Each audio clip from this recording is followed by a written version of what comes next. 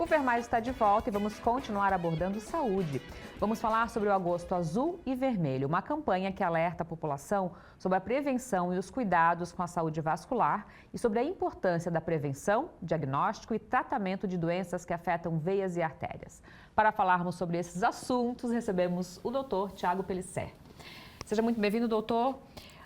Azul e Vermelho, essa é um pouco diferente, explica pra gente.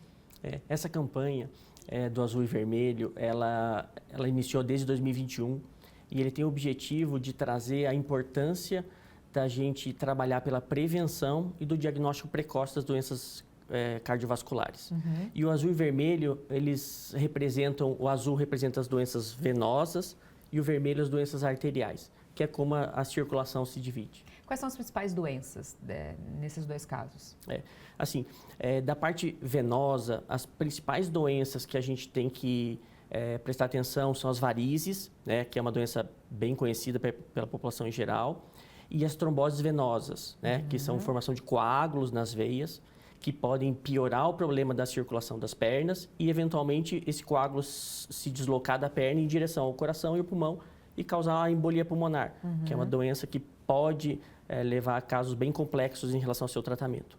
Na questão arterial, que é a parte do vermelho, né, ela se divide em duas grandes doenças que a gente tem que ficar atento, né, que seriam os aneurismas, que são a dilatação das artérias, e que elas podem acabar evoluindo com um tipo de rompimento e uma hemorragia interna, ou uma alteração de fluxo do vaso. Uhum. E, por último, a questão da aterosclerose, que é um entupimento dessas artérias, né? E esse entupimento, ele pode causar diversos tipos de problemas relacionados à saúde, especialmente a artéria onde ela está vinculada. Então, a artéria do pescoço, que é a carótida, ela irriga o cérebro e qualquer doença de entupimento nela vai levar a um problema cerebral, como os derrames, que é o acidente vascular cerebral, né? Se essa artéria que está entupida ela é relacionada a um vaso do coração, a gente pode ter um infarto. E no caso, se for um vaso de perna, por exemplo, pode levar a uma trombose, que eventualmente pode acarretar com uma amputação. É bastante sério, né? Quais são os sintomas? Eu queria ver se a gente pode dividir assim, os sintomas mais comuns e que dão alerta e os silenciosos, né? Podemos dividir assim, doutor? Sim, esse é um ponto bem importante. Assim, em relação aos sintomas, como é uma gama grande de tipos de doenças e problemas, são mais diversos, né? Eles podem ir desde sintomas, por exemplo, crônicos, de uma dor crônica que não passa, um inchaço na perna que persiste por muito tempo, que a gente tem que estar atento, né? Os mais preocupantes em relação ao atendimento digamos assim, de procura imediata, né? É quando o paciente eventualmente, por exemplo, sente uma dor súbita na perna associado a um inchaço unilateral, ou seja, uma perna mais inchada do que a outra, associado a essa dor súbita, a gente tem que estar muito atento a isso e vale realmente a pena procurar a ajuda médica nesse sentido, ou uma dor súbita com alteração de coloração ou sensação que a perna está mais fria. Então, são sintomas que a gente tem que estar mais atento. Né? Da parte neurológica, dos pacientes com derrame, né? Alterações de a boca ficar torta, né? Déficit neurológico, né? Num braço, numa perna mais fraca. Né?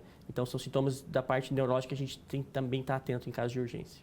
E os silenciosos, assim, ou talvez quem que deve procurar sem sintoma nenhum, casos de família, o que deve ser observado também? Isso, ótimo. Então, na questão, existe a parte do check-up vascular, que todo paciente mais ou menos acima de 40 anos vale a pena passar em consulta para o médico assistente poder pensar nesses diagnósticos silentes, né? Porque às vezes o paciente tem uma doença que ele não sente, então, por exemplo, um aneurisma, que é essa dilatação, por exemplo, de uma artéria abdominal, o paciente não vai sentir nada até ter uma complicação mais séria.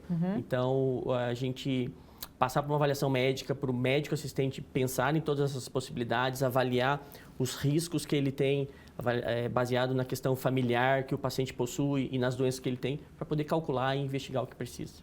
Agora, o mais importante disso tudo também é falar de prevenção, né, doutor? Como fazer a prevenção dessas doenças? E isso é uma coisa muito legal, essa pergunta, porque assim, a prevenção... na verdade, assim, a prevenção e o diagnóstico precoce são as coisas mais importantes em relação a isso, né? E da prevenção a gente tem que focar especialmente no estilo de vida saudável, né? Então, basicamente, se a gente for pensar quais são as piores doenças para isso, as duas piores é tabagismo e diabetes. São, de longe, as piores de todas, né? Que a gente tem que evitar e tem que combater. Além disso, a gente tem a pressão alta, a parte do colesterol, sedentarismo e obesidade, são todos fatores que vão contribuindo para essas doenças irem se desenvolvendo ao longo da vida. Tem que ir controlando, né? Tem uma dica aqui que era para cuidar das pernas, né? Por que isso é tão importante? Assim, dentre essa gama grande de problemas, cuidar das pernas, a gente tem que focar nos problemas das varizes, da insuficiência arterial crônica, que acaba afetando os membros e acaba prejudicando bastante a saúde do paciente ao longo do tempo. Mas o ponto é que as pernas, a gente tem que cuidar e tem que valorizar elas, no sentido de qualidade de vida, mas pensar na saúde como um todo, a gente tem que focar em todos os cuidados com a saúde. Então, trabalhar contra o sedentarismo, então a gente está praticando atividade física, né?